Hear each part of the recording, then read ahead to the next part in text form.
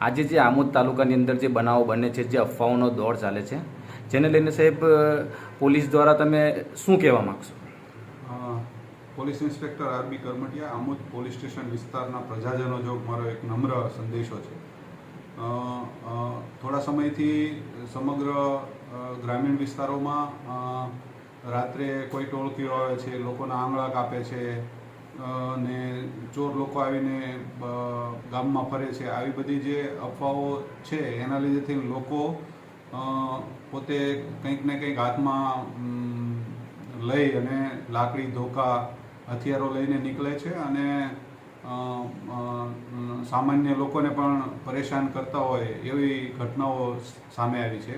તો આ બાબતે તમામ ગ્રામજનોને આમોદ તાલુકાના અને આમોદ પોલીસ સ્ટેશન હદ વિસ્તારના આવતા લોકોને મારી નમ્ર વિનંતી છે કે આવો કોઈ બનાવ હજુ સુધી આમોદ પોલીસ સ્ટેશન વિસ્તાર